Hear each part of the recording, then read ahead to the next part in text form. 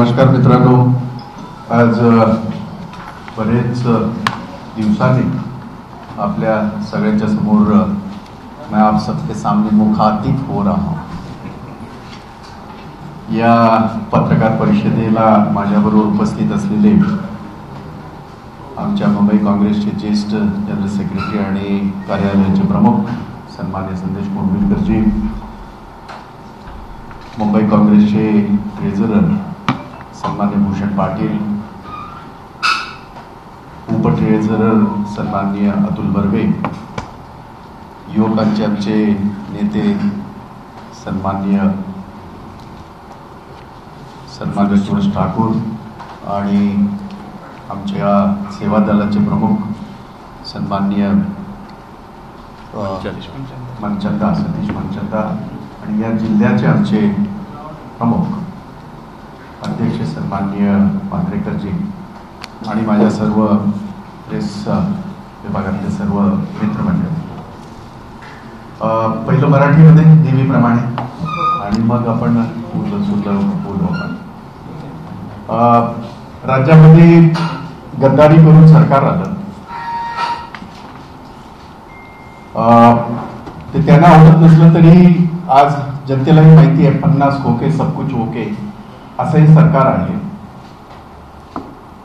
1 महिन्यामध्ये ह्या राज्याच्या अतिवृष्टी झाली, त्याच्यामध्ये नुसतं सभागृहामध्ये आम्हाला सांगण्यात आलं, परंतु शेतकऱ्यांना मदत आतापर्यंत पोहोचली नाही ही आमची माहिती आहे।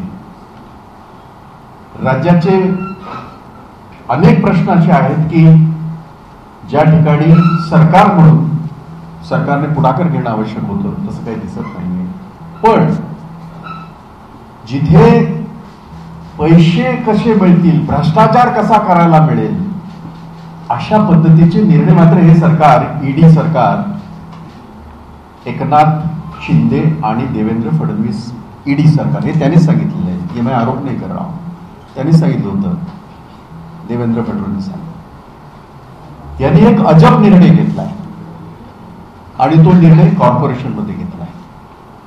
मला आश्चर्य एका गोष्टीचं वाटतं, ऍडमिनिस्ट्रेटर हा एमएच्या काळामध्ये इथे केला गेला आणि एमएच्या काळामध्ये ऍडमिनिस्ट्रेटर बसून सुद्धा जवळजवळ 4-5 महिने झाले होते। नालेसफाई असेल, या शहराची बाकीची सगळी जे प्रश्न असतील जे आवश्यक आहे ते होतच होते। आपल्याला आठवत असेल, रस्ता भ्रष्टाचाराच्या बाबतीमध्ये आपल्यापैकी बऱ्याच जणांनी लिहिले, आपल्यापैकी बऱ्याच लोकांनी ते दाखवले। मी साधा आकडेवारी काढली, गेल्या 5 वर्षामध्ये रस्ते रिपेअर किंवा रस्ते बनवणे त्याला किती प्रत्येक वेळेला बजेट बनत होतं, तर ते 1500 कोटी पासून 1800 कोटी पर्यंतचे बजेट बनत होते, सगळे खर्च होत नव्हते, हा भाग वेगळा। आता एक अजब निर्णय ऍडमिनिस्ट्रेटर इक्बाल चहल यांनी घेतलाय। त्यांनी अचानक 5200 कोटीचे रस्ते याचं टेंडर फ्लोट केले। कसं करू शकतात असं? कारण आपल्या महानगरपालिकेच्या कायद्यानुसार आपल्या काही ज्या प्रोसेस आहेत, स्टँडिंग कमिटी आहे, बाकीच्या सगळ्या गोष्टी आहेत, त्यांच्या थ्रू हे सगळं होतं। आतापर्यंतचा आत्ताचा इतिहास आहे। बरं, 5 वर्षामध्ये 3,500-4 हजार कोटीचे रस्ते गेल्या आणि आता अचानक 1 महिन्यामध्ये 5200 कोटीचे रस्ते। त्याच्यामध्ये चालूगिरी हा शब्द वापरतोय मी, चालूगिरी अशी केली। मुंबईच्या विकासाचे, रस्त्याचे वगैरे हे सगळे प्रश्न मी जसे सांगितले, स्टँडिंग कमिटी मधून ते स्क्रीनिंग करून त्या सगळे होतात, ती प्रोसेस आहे। त्यांनी ह्या मुंबईचे 4 विभाग केले, ईस्टर्न सबब, वेस्टर्न सबब मध्ये 2 आणि आयलंड सिटी, आणि ह्या सगळ्या विभागांमध्ये वेगळे वेगळे टेंडर त्यांनी फ्लोट केले। या टेंडरमध्ये आजपर्यंत इतिहासामध्ये कधीही घडलं नाही, या कॉर्पोरेशनच्या मोबिलायझेशन ऍडव्हान्स हा विषयच नसतो टेंडरमध्ये। कारण ज्याची क्षमता आहे तोच आला पाहिजे टेंडर भरून, ज्याच्यामध्ये ताकद आहे, पैसे आहेत रस्ते बनवण्याचे, त्यालाच तो आला पाहिजे असं आपल्याला अभिप्रेत असतं. टेंडर त्यालाच टेंडर, नाही तर टेंडर काढण्याचं कारण काय? यांनी याच्यामध्ये मोबिलायझेशन ऍडव्हान्स म्हणून 10% तुमचीच कॅपॅसिटी असो नसो तुम्हाला 10% आम्ही देऊ. म्हणजे एक साधं लक्षात घ्या, 5,200 कोटीच्या याचं मोबिलायझेशन जे ऍडव्हान्स आहे हा मुळात 500-600 कोटीचा होईल. कसा देऊ शकतात? हे कुठल्या कायद्याच्या चौकटीमध्ये हे देऊ शकतात? असा निर्णय ईडी सरकारने कसा घेतला? आणि हा सगळा प्रकार फक्त आणि फक्त त्यांना ह्या सगळ्या घोटाळ्यांमध्ये भ्रष्टाचार करायचा आहे आणि त्याच्यामध्ये त्यांना काही पैसे मिळवायचे, असा माझा स्पष्ट आरोप आहे. सॉरी.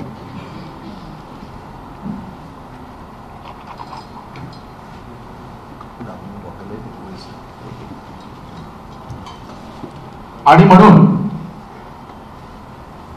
या सगळ्या प्रकारामध्ये ऍडमिनिस्ट्रेटर असं कसं करू शकतात? त्यांना हे अधिकार नाहीत, कारण तो निवडून आलेल्या प्रतिनिधींचं जे पूर्णतः जेव्हा सभागृह बसतं त्या सभागृहाचा तो अधिकार आहे. थातूर मातूर कामं करण्याचा त्यांना अधिकार आहेच, म्हणूनच तो ऍडमिनिस्ट्रेटर असतो. आपण नवी मुंबईमध्ये गेल्या 2 वर्षापासून ऍडमिनिस्ट्रेटर आहे. आपण तिकडची माहिती घ्या. म्हणून या पैशाच्या जीवावर आणि ज्या पद्धतीने हे सरकार पाडून हे सरकार अस्तित्वात आलेलं आहे, कदाचित असंही असेल की ते जे पैसे खर्च झाले ते काहीतरी रिकव्हर करण्याचा प्रयत्न तर नाही ना ह्याच्यात ना, असा माझा आरोप आहे. हिंमत असेल तर त्यांनी याचं उत्तर द्यावं. आणि माझी आपल्याला विनंती आहे, आपण हे त्यांना हे दाखवा. मी असा माणूसच नाही, तुम्ही आता 2 वर्ष मी आपल्या बरोबर संवाद साधतोय की मी असं बोललो नाही असं म्हणण्याचं मी काही कधी केलंच नाही. मी बोललो ते बोललो आणि माझ्याकडे त्याची प्रूफ आहे.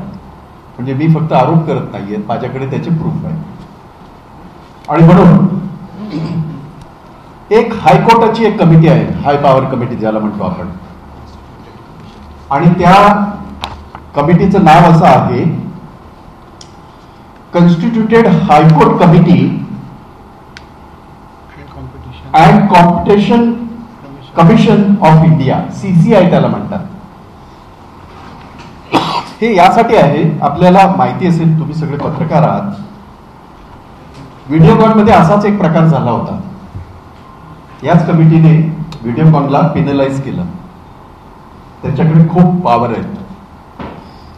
आम्ही ऍडमिनिस्ट्रेटर इक्बाल चहल आणि सरकारला, मुख्यमंत्री एकनाथ शिंदे, उपमुख्यमंत्री देवेंद्र फडणवीसांना एकतर आम्ही ह्या गोष्टीचा निषेध पहिला नोंदवतोय आणि त्यांना स्पष्टपणे आम्ही सूचना करतोय, विनंती नाही, हा आमचा पैसा आहे, हा या नागरिकांचा पैसा आहे, हा कुणाच्या याच्यातनं तयार झालेला पैसा नाही, तो विधायक कामासाठी खर्च व्हावा हे अभिप्रेत आहे कायद्याला सुद्धा आणि ही इन्स्टिट्यूट जी महानगरपालिका आहे त्याला. त्यामुळे त्याचा एकही पैसा अशा पद्धतीने तुम्हाला मनमानी करता येणार नाही. आणि म्हणून आमची सूचना आहे, तात्काळ हे 5,200 कोटीचं जे टेंडर आहे ते आपण रद्दबादल करा. तात्काळ निवडणुका घ्या ज्या ऑक्टोबरमध्ये होत्या. काय चाललंय तुम्हाला जास्त माहिती आहे. आणि जे कोणी तिथे सत्तेवर येतील, जे कोण सभागृह तयार होईल, ज्या काही कमिटीज झालेल्या आहेत, लोकशाहीला ज्या अभिप्रेत आहेत, त्या पद्धतीनेच ते काम व्हावं पुढे, अशा पद्धतीची माझी सूचना आहे. मुंबई काँग्रेसचा अध्यक्ष म्हणून सुद्धा आणि मुंबईचा नागरिक म्हणून सुद्धा आमच्या पैशावर डोळा ठेवून अशा पद्धतीने तुम्ही मनमानी करू शकत नाही. असा कायद्यामध्ये कसल्याही प्रकारचं प्रावधान किंवा तशी तरतूद नाही. आम्ही जर ह्यांनी हे नाही केलं तर हे CCI जी कमिटी आहे तिला आम्ही पत्र लिहिणार आहे. मी ऑलरेडी पत्र लिहिलंय. चेहलला मी पत्र लिहिलंय, मुख्यमंत्र्यांना मी पत्र लिहिलंय या बाबतीमध्ये, त्याची कॉपी मी आपल्याला देईन. आणि त्यांना मी सांगितलेलं आहे की तुम्ही हे ज्याला आपण म्हणतो बेकायदेशीर आहे, घटनेला धरून नाही, जो आमचा याचा कायदा जो आहे महानगरपालिकेचा कायदा आहे त्याला धरून नाही, ही मनमानी तुम्हाला करता येणार नाही, त्यामुळे हे तात्काळ तुम्ही रद्द करावं अशी मी त्यांना पत्र दिलेलं आहे. त्याची कॉपी मी मुख्यमंत्र्यांना सुद्धा मार्क केले आणि देवेंद्र फडणवीसांना सुद्धा मार्क केले. जर समजा याच्यावर त्यांनी काही कारवाई केली नाही तर मी 1 हप्त्याचा वेळ देणार आहे. त्याच्यानंतर मी सीसीआय कमिटीला स्वतः आम्ही मुंबई काँग्रेस म्हणून आम्ही त्याला अप्रोच करू आणि ह्या प्रकरणाचं अगदी मुळापर्यंत जाऊन अयोग्यरित्या चाललेलं त्यांनी थांबवावं अशा पद्धतीची मी त्यांना विनंती करणार आहे. आणि म्हणून आलेलं सरकार, ईडी सरकार, त्यांनी कदाचित ते सरकार आणण्यासाठी जे काय 50 ओके सबकुच ओके वाला जे काय काम केलं, आता ते वसुली सुरू केली की काय असं माझ्या मनामध्ये शंका आहे. आणि त्यांना अशा पद्धतीने मुंबईकरांच्या विकासाच्या पैशांचं त्यांना असं लाटालाटी किंवा अशा पद्धतीने करता येणार नाही. आश्चर्य एका गोष्टीचं आणखीन आहे, ज्याचं मी बोललो, मोबिलायझेशन ऍडव्हान्स हा का असू शकतो? तो देताच येत नाही, तर मग टेंडर प्रोसेस कशाला? तुम्ही जेव्हा टेंडर प्रोसेस मागवता तेव्हा त्या माणसाची क्षमता ते काम करण्याची आहे की नाही हे तुम्ही चेक करता. त्याला काही कायद्याचं बंधन घालता, काही काम केल्याच्या नंतर त्याला ही प्रोसेसच आहे. म्हणजे हे काय फक्त कॉर्पोरेशन मध्ये नाही, जनरली सगळी प्रोसेस आहे. पण मोबिलायझेशन ऍडव्हान्स हा एक नवीनच एक पळवाट जी काढलेली आहे, त्याच्यावर माझा सक्त आक्षेप आहे आमच्या सगळ्यांचा. आणि त्यासाठी सुद्धा त्यांचा मी निषेध या ठिकाणी करतो. आणि तो आम्हाला ते जाऊ दे, ते त्याच्यात सगळं आणखीन एक गोष्ट, ज्या जयकुमारला 2015-16 ब्लॅकलिस्ट केलं होतं त्यालाच हे टेंडर दिलेत सगळी. म्हणजे उघड आहे सगळं. बरं, हे सगळं मी रेकॉर्डवर ठेवलंय, म्हणजे हे काय मी मनाचं काय सांगतो अशातला भाग नाही. हे सगळं लिहिलेलं आहे मी पत्रामध्ये आणि त्याची पत्र आम्ही त्यांना ती दिलेली आहेत. आपल्याला मी सर्क्युलेट करतो. माझी विनंती राहील मीडियाला की या बाबतीमध्ये तुम्ही आम्ही सगळे मुंबईकर आहोत. आज काय अवस्था आहे मुंबईच्या रस्त्यांची ते कुठलंही मागचंही सुद्धा जेव्हा शिवसेना पण तिथे त्याच्यावर होती, सत्तेवर होती, तेव्हाही आम्ही अशाच पद्धतीने चुकीच्या पद्धतीला मी हे केलेलं आहे, त्याच्यावर मी आघात केलेला आहे आणि तुम्हाला नेहमीच मी या बाबतीमध्ये बोललेलो आहे. परंतु अशा पद्धतीने कधीही झालं नव्हतं ह्या मुंबई महानगरपालिकेमध्ये. फक्त लूट आणि लूट हाच फक्त ह्यांचा उद्दिष्ट या सरकारचा आहे आणि त्यांनी तर तसा केलेला आहे असं माझा या ठिकाणी आरोप आहे. एक दुसरा महत्वाचा विषय जो तुम्हाला सगळ्यांना माहिती आहे आणि मी तुमचे आभार व्यक्त करेन की तुम्ही काही मीडियाने ते जरी थोडा अंडर प्ले केले.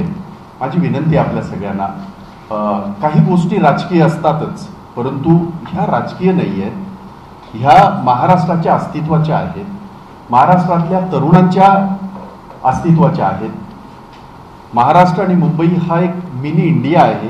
इथे देशातल्या विविध भागातनं तरुण आपला रोजगार शोधण्यासाठी येतात आणि ज्या पद्धतीने वेदांत फॉक्सकॉनला महाराष्ट्रामधून ह्या लोकांनी हद्दपार केले फक्त आणि फक्त नरेंद्र मोदीजींना खुश करायला, हा अप्रोच देवेंद्र फडणवीस जेव्हा मुख्यमंत्री होते तेव्हाही मी त्यांच्या अनेक गोष्टी मी आपल्यासमोर आणलेल्या आहेत. महाराष्ट्र द्रोही हे सरकार आहे. महाराष्ट्र द्रोही यासाठी मी म्हणतोय, ज्या पुण्यातील तळेगाव मधील 400 एकर जागा ज्याला सेमी कंडक्टरच्या प्रकल्पासाठी मोफत देण्याचा निर्णय या प्रकल्पासाठी झाला होता आणि हा एमव्हीएने हा निर्णय घेतला होता. 700 एकर जागा ही 75% दराने देण्याचा निर्णय घेण्यात आला होता. हे मी यासाठी सांगतोय की काय काय झालं होतं. म्हणजे जे आज चित्र तयार करण्यात आलेलं आहे त्याच्यावर मी येतोय सविस्तररित्या, थोडासा वेळ घेईन आपला, पण ते आवश्यक आहे. 1200 मेगावॅट अखंडित वीज पुरवठा 20 वर्षांसाठी 3 रुपये प्रति मिनिट दराने देण्यात येणार होता. म्हणजे एखादी मोठी इंडस्ट्री येत असेल तर तिला आपण जसं म्हणतो ना, आपण त्यांना रेड कार्पेट दिलं पाहिजे, कारण त्यांच्या माध्यमातून या वेदांत फॉक्सकॉनला ही इंडस्ट्री जवळजवळ 150 लाख कोटीची इन्व्हेस्टमेंट ह्या महाराष्ट्राला येत होती आणि त्यांच्या माध्यमातून जवळजवळ 1 लाख नोकऱ्या या महाराष्ट्रामध्ये निर्माण होणार होत्या. मुंबईमध्ये येणारा देशातल्या विविध राज्यातला विविध याच्यातला जो तरुण आहे त्याला आज नोकऱ्यांची काय अवस्था आहे.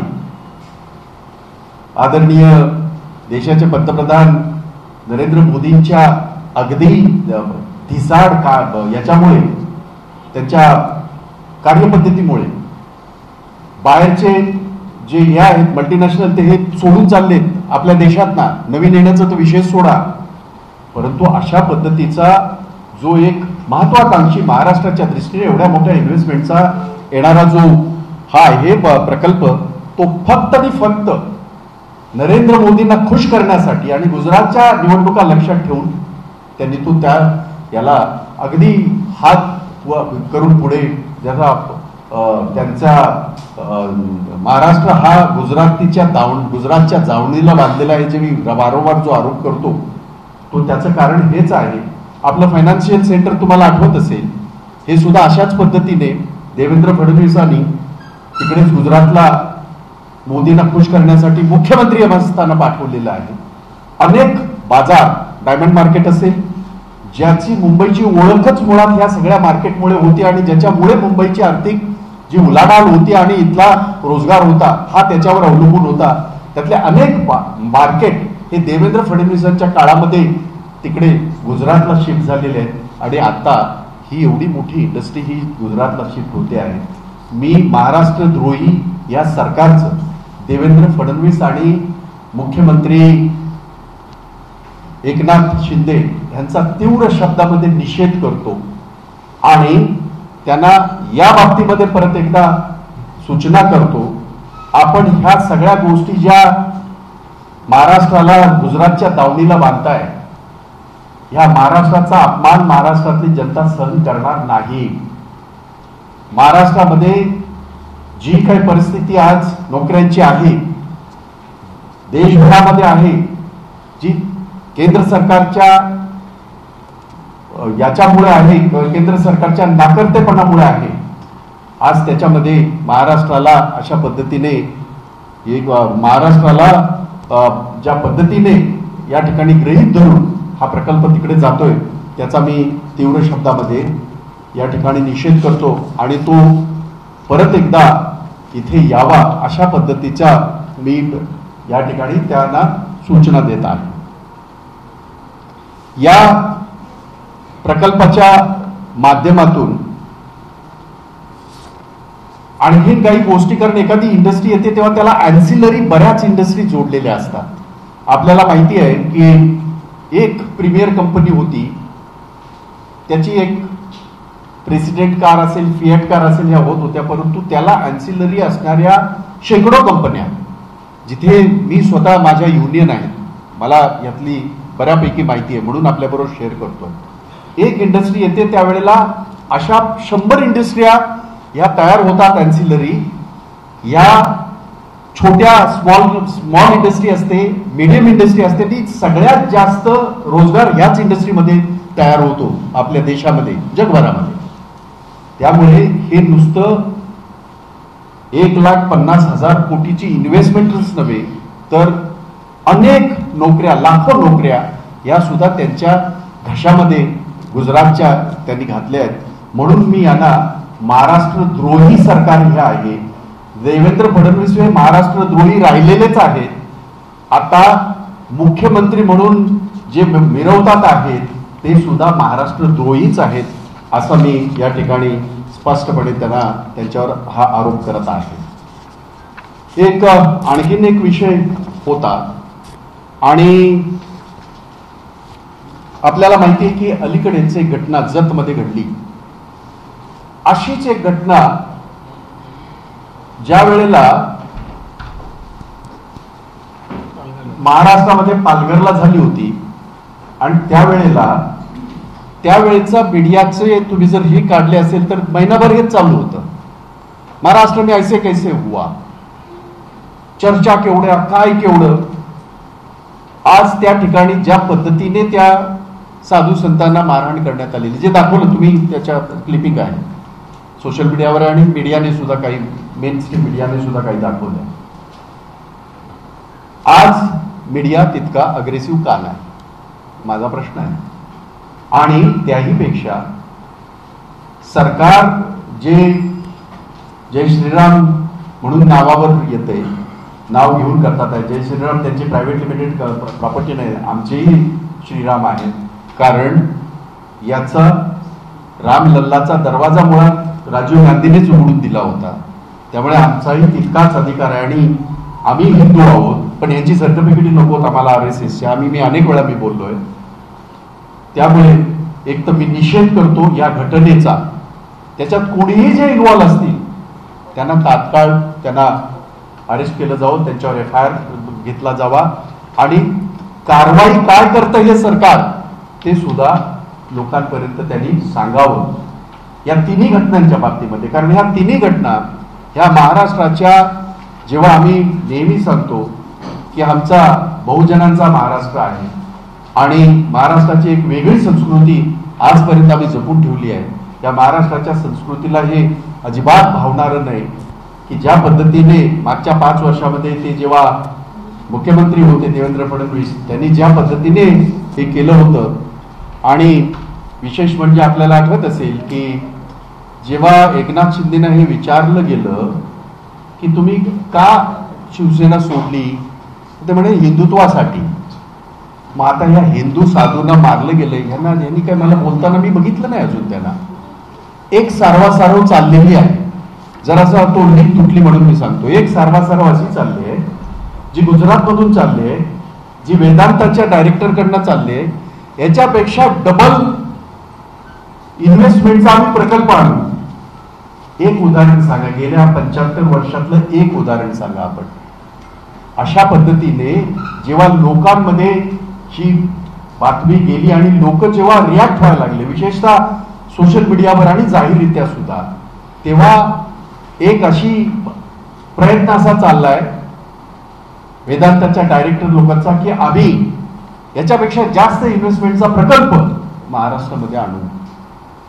म्हणजे एकीकडे चोरचं चोर आणि ऊपरचे सेनाजोर अशा पद्धतीचं सुद्धा ते करतात आहेत. त्याचाही मी त्याच्यामध्ये तीव्र शब्दामध्ये निषेध करतो. आणि खरोखरच जर तसं असेल तर मग याच्यामध्ये जे या पिंपरी चिंचवड याच्यामध्ये जी जागा आरक्षित केली गेलेली आहे तिथे तुम्ही जाहीर करा ना. तुमचा जो प्रोजेक्ट तुम्ही आणायचं म्हणताय जास्त इन्व्हेस्टमेंटचा, तो जास्त नंतर बघू. आहे तेवढी इन्व्हेस्टमेंट तिथे टाकून प्रकल्प उभा करा. कारण सगळं रेडी आहे. सरकारने सगळ्या गोष्टी MOU झालेलाच होता त्यावेळेला. MOU म्हणण्यापेक्षा त्यांच्या अंडरस्टँडिंग झाल्या होत्या, फक्त त्यांच्या सह्या नव्हत्या झाल्या. त्या त्यांनी सह्या गुजरातच्या सरकारबरोबर केल्या. आणि म्हणून अशा पद्धतीने हिंदुत्वासाठी सत्तेत आलो असं राज्याचे मुख्यमंत्री एकनाथ शिंदे हे वारंवार छाती ठोकपणे सांगत असतात. आता छाती ठोकपणे हेही सांगा, हिंदुत्वासाठी सत्तेवर आलेल्या महाराष्ट्रामध्ये साधू संतांना ज्या बेरबीने मारलं गेलेलं आहे त्याचं काय करणार आहात, हा आमचा प्रश्न आहे. आणि ह्या 3 मुद्द्यांसाठी मी आपल्या सगळ्यांना त्या ठिकाणी आज बोलवलं होतं. हिंदी में थोड़ा सा करूँ, हिंदी में थोड़ा संक्षिप्त में, इतना डिटेल में नहीं आएगा, पर फिर भी हमेशा की तरह I think that is very important and you will bear with me. Corporation कब होगा पता नहीं. कॉर्पोरेशन जो हमारे कॉन्स्टिट्यूशन के हिसाब से, हमारे संविधान के हिसाब से जो ये सभागृह कब अस्तित्व में आएगा पता नहीं. क्योंकि ये जो ईडी सरकार है, एकनाथ शिंदे और देवेंद्र फडणवीस की जो ईडी सरकार है, वो 1 महीने में ऐसे ऐसे निर्णय ले रही है जो कभी भी इस कॉर्पोरेशन में कभी ऐसे निर्णय हुए नहीं. क्योंकि एक सिस्टम बनती है, एडमिनिस्ट्रेटर MBA के दरम्यान बिठाया गया, तब के कमिश्नर इकबाल चहल एडमिनिस्ट्रेटर है, लेकिन एडमिनिस्ट्रेटर बैठा के भी 5-6 महीने हुए हैं. जो 5-6 महीने में जो निर्णय नहीं हुए वो 1 महीने में ईडी सरकार देवेंद्र फडणवीस और एकनाथ शिंदे ले रहे हैं। और आपको पता होगा, जिसके बारे में आपने भी बहुत लिखा है और बहुत आपने टीका टिप्पणी भी की है, मीडिया ने भी बहुत बार बताया, मुंबई के गड्ढों को लेके, रस्तों को लेके हमेशा हम लोग उसका ये करते हैं। मैं भी खुद पूरा मुंबई घूम के मैं ये करता हूँ, चाहे नाले सफाई हो, चाहे गड्ढों की बात हो, चाहे रास्ते की बात हो, मैं करता हूँ। लेकिन मैंने एक बात देखी कि पिछले 5 सालों में हर साल जो प्रावधान होता है 150 करोड़ का प्रावधान या 1500 करोड़ का प्रावधान होता है।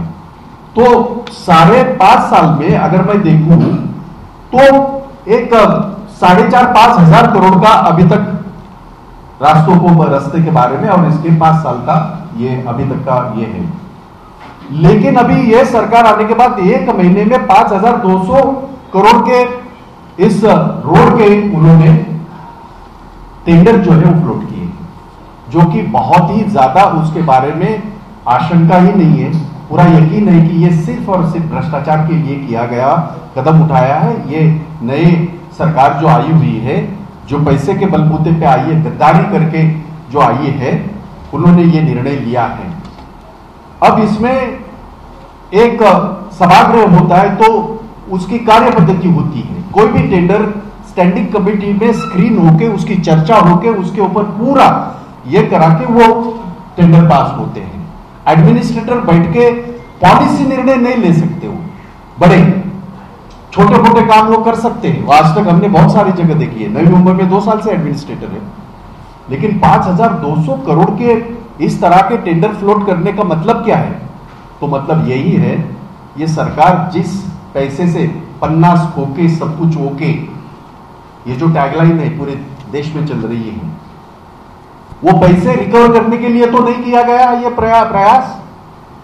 इसलिए भी कह रहा हूं, आरोप कर रहा हूं, हिम्मत है तो मेरे ऊपर कोई दावा दाखिल करे वो देवेंद्र फडणवीस और ये मुख्यमंत्री एकनाथ शिंदे।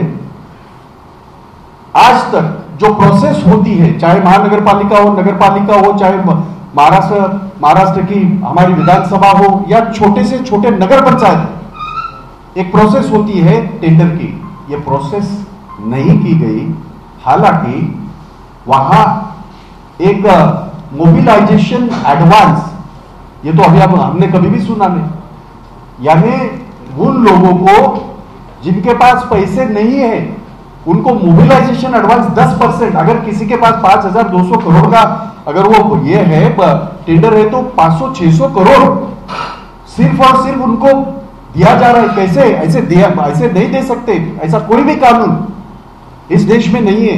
और पहली बार ये महानगर पालिका में हो रहा है, तो जाहिर होता है कि ये सिर्फ और सिर्फ भ्रष्टाचार दिमाग में रख के ये इस तरह की बातें हो रही है, एडमिनिस्ट्रेटर कर रहे हैं और ये सरकार के डायरेक्शन पे कर रहे हैं। ये मेरा उनके ऊपर आरोप है।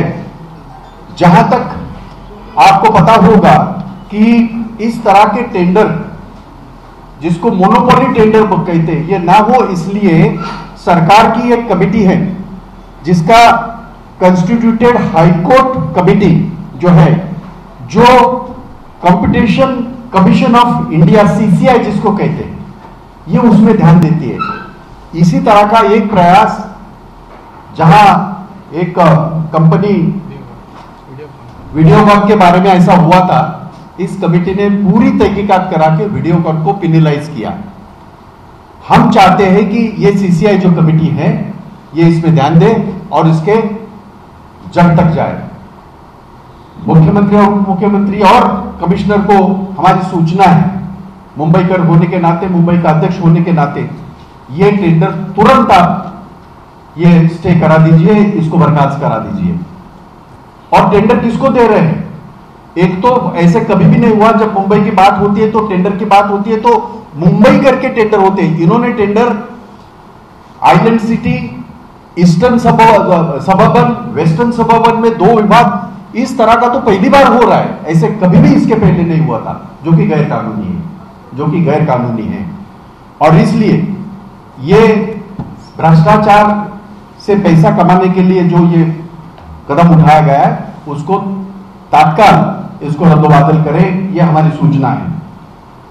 और खास करके इसके बारे में जो कॉन्ट्रैक्टर है जिसको ये टेंडर मिले हैं वो कौन है? जय कुमार करके।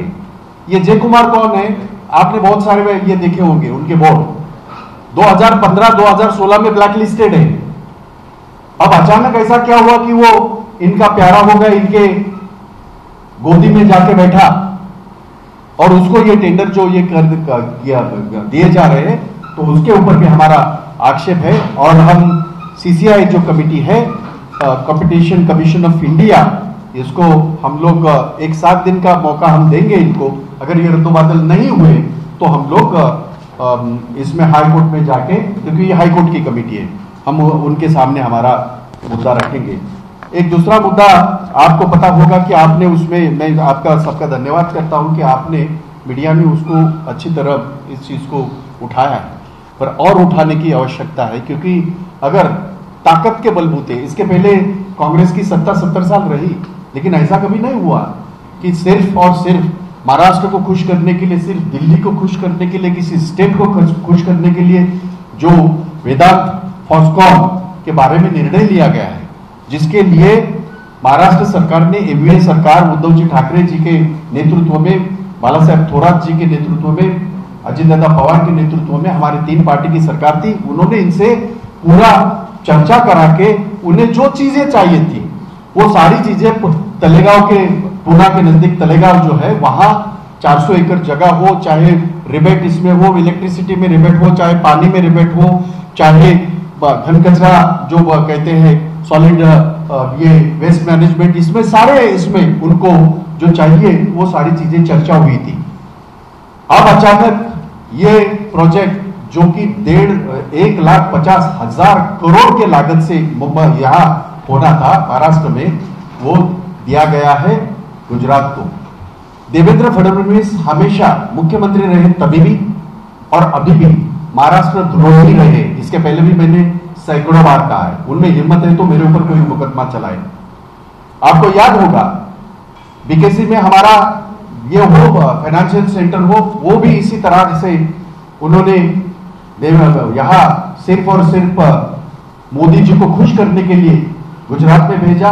बहुत सारे ऐसे मार्केट जो मुंबई जानी जाती थी, जिस मार्केट के वजह से मुंबई जानी जाती थी, जिसके वजह से मुंबई में रोजगार के लिए देश के सब राज्यों से लोग आते थे, आज भी आ रहे हैं, उनकी जो एक ये थी रोजी रोटी, वो भी छीन के गुजरात के पलड़े में उन्होंने जो डालने की कोशिश है, उसका तीव्र शब्दों में, मैं तीखे शब्दों में मैं खंडन करता हूं इसका। और खास करके मैं इनको ये भी बात बताना चाहता हूं कि आपने जो आके छत्रपति शिवाजी महाराज का महाराष्ट्र, आपने आके बहुत बड़े बड़े भाषण किए, यहां हम भाषण सुन रहे हैं, हाउस में भी मैंने देखा, पर उसके बारे में पिछले 1 महीने में ना किसानों को राहत मिली, ना जो बेरोजगार है उनको राहत मिली, ना हमारा इंफ्रास्ट्रक्चर जो है, जो अतिवृष्टि की वजह से और बाकी हाईवे की हालत इतनी बुरी है, कोंकण के हाईवे की हालत इतनी बुरी है कि जहां 6 घंटे लगते थे वहां 15-15, 16-16 घंटे लग रहे हैं। और ये सारा केंद्रीय शासन के अंदर है, ये कोई राज्य शासन का मसला नहीं है। उसके ऊपर तो कभी इन्होंने कभी बातें नहीं की, लेकिन ये सारे टेंडर हो, इस तरह की इंडस्ट्री हो, सिर्फ और सिर्फ एक लाइन एजेंडा है कि नरेंद्र मोदी जी को खुश करना है। और महाराष्ट्र को, महाराष्ट्र की जो आज तक 75 साल एक दबदबा रहा इस देश में, वो दबदबा कहीं ना कहीं कम करके वो गुजरात कैसे आगे जाए, ये जो एजेंडा देवेंद्र फडणवीस मुख्यमंत्री रहते हुए भी चला रहे थे, अभी भी चला रहे। और इसलिए मैं कह रहा हूं कि ये महाराष्ट्र द्रोही सरकार, मैं उनका कड़े शब्दों में यहां निंदा करता हूं। एक और घटना जो आपने देखी होगी, खास करके जत में, सांगली, जहां जो साधु संत जो बैठे हुए थे, जिस तरह से उनकी निर्ममता से उनकी जो पिटाई की गई, आपने दिखाया है और सोशल मीडिया में ज्यादा दिख रहा है। मेरा सवाल इनसे यह है कि ऐसी घटना जब इसमें हुई थी, जब हत्या हुई थी पालघर में, तभी देश का मेन स्ट्रीम जो मीडिया था वो 1 महीने तक यही चला रहे थे, ये ऐसे क्या, ये कैसे हुआ, ये कैसे हुआ, ये सारी बातें जो है आप लोगों ने भी देखी, हमने भी देखा, हमें भी सवाल पूछे जाते थे और पूछना लाजमी है, कोई गलत है नहीं, आपका काम भी है। हमने उस वक्त जो बातें थी हमने आपके सामने रखी भी थी। अब सवाल ये तैयार होता है कि सबसे पहले इस घटना का कड़े शब्दों में मैं निंदा करता हूं, कोई भी इसमें हो, कोई भी हो, उसके ऊपर सख्त कार्रवाई करना ये सरकार का काम बनता है और वो कार्रवाई करके लोगों के सामने वो रखें कि हमने ये कार्रवाई की है। लेकिन जब शिंदे जी को पूछा गया, एकनाथ शिंदे को, कि आपने शिवसेना को क्यों छोड़ी, तो उन्होंने ये कहा था हिंदुत्व की रक्षा के लिए मैंने शिवसेना छोड़ी है। हालांकि 50 होके सब कुछ होके ये है ही, ये सब जानते भी हैं, पर अब हिंदुत्व के रक्षा के लिए आने वाले एकनाथ शिंदे जिस निर्ममता से इन साधु संतों को पीटा गया है, उनको वहां से भगाया गया है, उसके बारे में क्या करेंगे, यह हमारा सवाल है। सिर्फ जय श्री राम करके काम नहीं बनता, क्योंकि श्री राम जी के राम लल्ला का जो ताला था उसको खोलने का काम राजीव गांधी ने किया था। तो ये हमको ना बताए, हम हिंदू हैं, हम राम लल्ला को मानते हैं, हम राम जी को मानते हैं, पर उनका इस्तेमाल हम यहां पॉलिटिक्स के लिए या राजनीति के लिए नहीं करते, जो ये लगातार करते हैं। वो जो करना ही करें, पर जवाबदेही है इनका, ये they are responsible, they need to answer this, उनको इसका जवाब देना है। तो ये भी मेरी आपके माध्यम से सूचना है सरकार को कि इनके ऊपर कड़े से कड़ी कार्रवाई करें, कोई भी हो, और क्या कार्रवाई आप कर रहे हैं वो लोगों के सामने आए। तो ये 3 मुद्दों को लेके ये आज की पत्रकार परिषद, आपको ये इसके डिटेल आपको मैं सर्कुलेट करता हूँ सारे इसके, ताकि हाँ त्यांना हे करा। Now the ball is in your court, आप बताइए।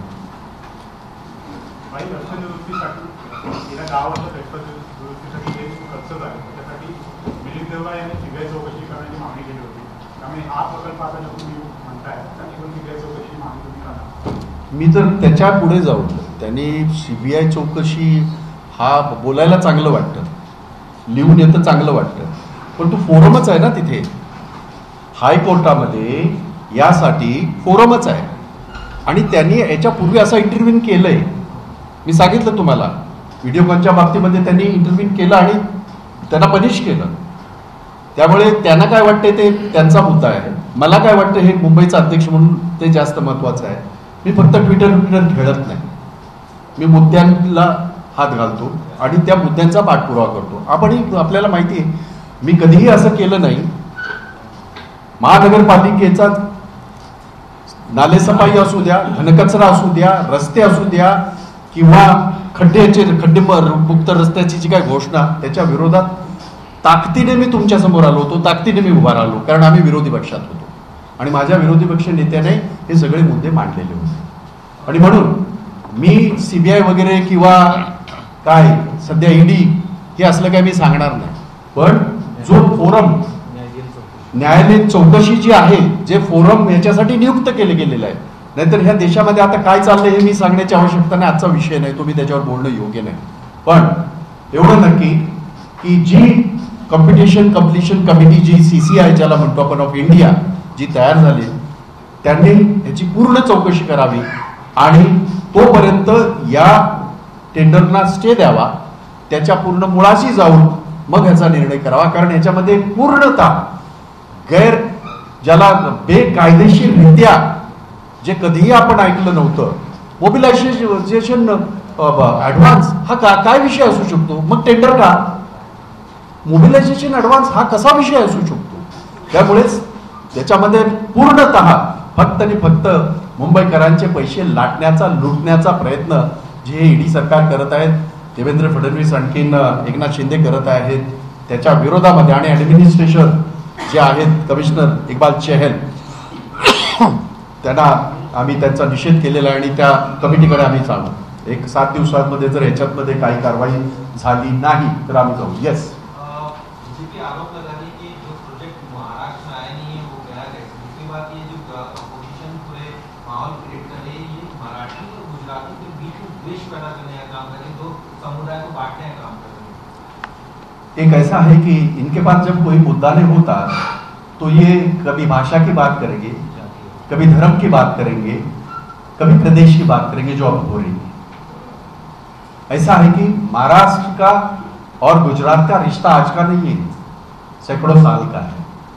सवाल ये नहीं है कि हम गुजराती या मराठी कर रहे हैं, सवाल ये है कि मुंबई में आने वाला, देश का विभिन्न राज्यों से आने वाला जो युवा है, उसके रोजी रोटी का सवाल है, 1 लाख रोजी रोटी का सवाल है। और उसके ऊपर अगर हम सवाल उठा रहे तो वो क्या कह रहे हैं उससे ज्यादा मैं क्या कह रहा हूं, और मैं अगर गलत कह रहा हूं तो मैं माफी मांगूंगा। लेकिन ऐसा नहीं है, क्योंकि इन बेरोजगारों में गुजरात के भी बहुत सारे युवा हैं।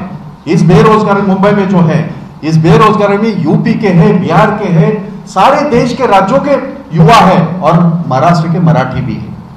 तो उनका निवाला छीन के अगर आप गुजरात में जा रहे हैं और इस तरह की बातें कर रहे हैं तो शर्म आनी चाहिए कि इस तरह की सरकार ये जो जातीयवाद, फिर प्रांतवाद, भाषावाद जो कर रहे हैं, मैं उनका कड़े शब्दों में निंदा करता हूं। दुसरा सवाल, सिंग चहल जे यांनी टेंडर काढले, प्रशासनाची ती एवढी तर ताकद नसेल, कोणतरी वरतून सांगितलं असेल म्हणून ते टेंडर काढले का? आणि मुख्यमंत्र्यांनी उपमुख्यमंत्री यांच्यावर डायरेक्ट प्रशासक येत आहे, त्यामुळे त्यांच्या सांगण्यावरून काढले असते. मी थेट बोललेलो आहे. आता तुम्हाला हवं असलेलं तुम्ही काढून घ्या, तुम्ही हुशार आहात, सगळे सिनियर आहात. मी थेट बोललेलो आहे. ऍडमिनिस्ट्रेटरचा अर्थ मुळात असा होतो की सरकार त्याला हे करत असते, कंट्रोल करत असते. 5200 कोटीचे टेंडर ऍडमिनिस्ट्रेटर काढूच शकत नाही. हेच मी म्हणालो की मुख्यमंत्री आणि उपमुख्यमंत्री यांच्या सांगण्यावरच हे काढले गेले असा माझा आरोप आहे स्पष्टपणे. नाहीतर त्यांनी ते थांबवावं. मुख्यमंत्री त्याच्यात इंटरफेअर करू शकतात की 5200 कोटीची अशी कशी टेंडर काढली, त्यांनी तात्काळ स्टे द्यावं. मग आम्ही समजू की नाही हे बरोबर आहे. मी मुख्यमंत्र्यांना पत्र लिहिलंय, उपमुख्यमंत्र्यांना पत्र लिहिलंय, इक्बाल चहलना पत्र दिलंय आणि 4 दिवसापूर्वी दिलंय. म्हणजे तुमच्याजवळ बोलण्याच्या अगोदर मी हे सगळं केलंय.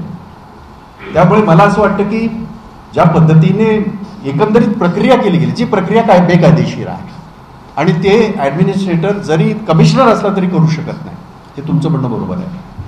निवडणुकीच्या आधी अशा पद्धतीनं टेंडर काढून जो निधी आहे तो फक्त प्रशासनाच्या माध्यमातून आपल्याला मिळवायचा असा प्रयत्न आहे का? तुम्हाला आठवत असेल तर आठवा, देवेंद्र फडणवीस मुख्यमंत्री झाल्यावर सगळ्यात पहिला जो निर्णय, किती दिवसाचे मुख्यमंत्री होते ते, काही 2-3 दिवसाचे किंवा 24 तास, 48 तास, 80 तास, त्यांनी सगळ्यात मोठा निर्णय घेतला. आठवतं तुम्हाला? 40,000 कोटी या राज्याचे परत पाठवले. वा रे वा. म्हणून मी देवेंद्र फडणवीस हे पक्के महाराष्ट्रद्रोही आहेत.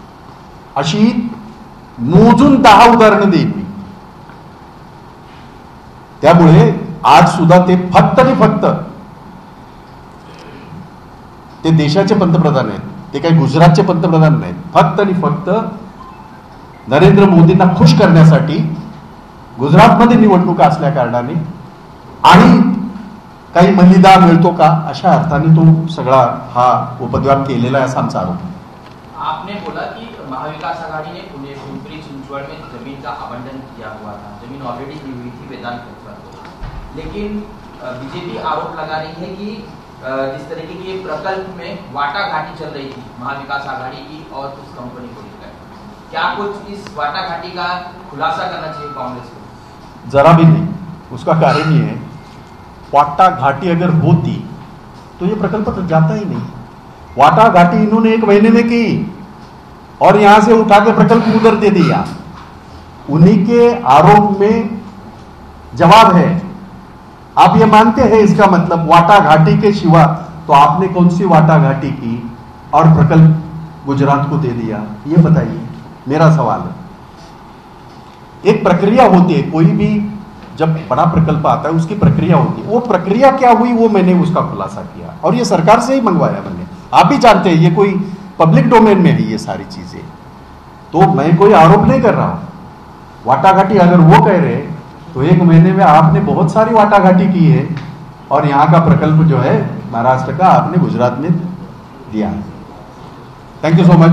सर एक सवाल है, जैसे कि आपने कहा कि सीएम शिंदे साहब से पूछा गया कि आपने शिवसेना क्यों छोड़ा, तो उसका जवाब था कि हम हिंदुत्व के लिए छोड़े।